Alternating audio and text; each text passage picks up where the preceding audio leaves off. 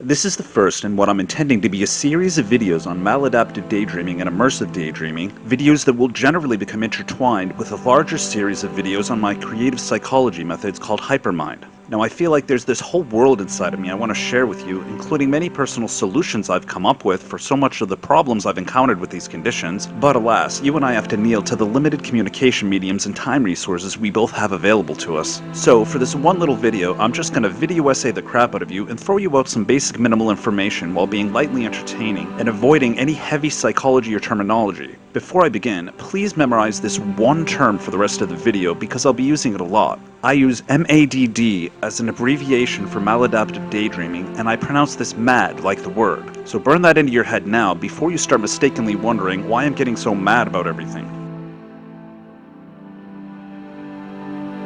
So both a MaDD and an immersive daydreamer generally have involved fantasy worlds, somewhat like a movie or a novel, that often have plots, story arcs, character arcs, or akin that the daydreamer becomes emotionally attached to. The daydreams usually continue for a long time, generally for hours. If a daydreamer imagines a dragon, it's a dragon with a personality. It's good or evil. It's involved in some type of larger story which the daydreamer plays out in the daydream. A daydream is often a preferred reality. It can be an escape from the real world, or at least a long period of entertainment for the daydreamer, the way a person reading a novel saga could be said to be escaping reality a little bit. A daydream, any kind of daydream, standard, maladaptive, or immersive, is different from a delusion where a person cannot even tell the difference between their mental world and reality.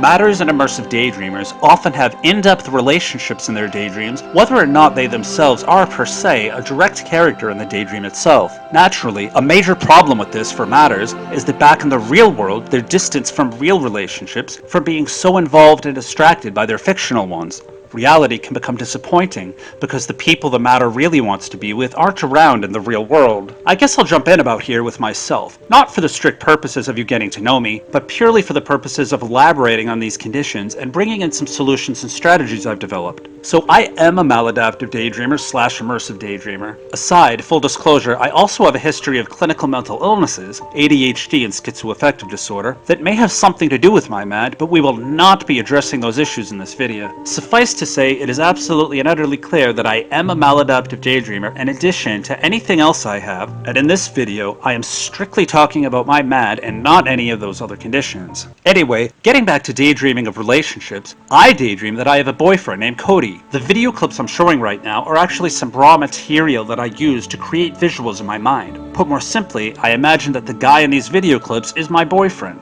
Naturally, this use of media or real-world elements in my daydreams isn't unique to me. Plenty of, maybe even most maladaptive and immersive daydreamers use elements from either the real world and or some type of popular fiction or media as components or raw material of their daydreams. A daydreamer might even have a personalized version of a popular book, movie, anime, etc. You could easily imagine that this footage is from a movie or a long-running television show, and that I'm personally emotionally attached to the character, although, full disclosure, these happen to be generic stock clips licensed from Storyblocks.com, of which I have 133 of them. But you know, I have all sorts of video projects, which is the real reason I download this crap. I mean, it's not like I specifically go online and download these clips so I could daydream to them. Who put this here? This isn't me. I would never search for...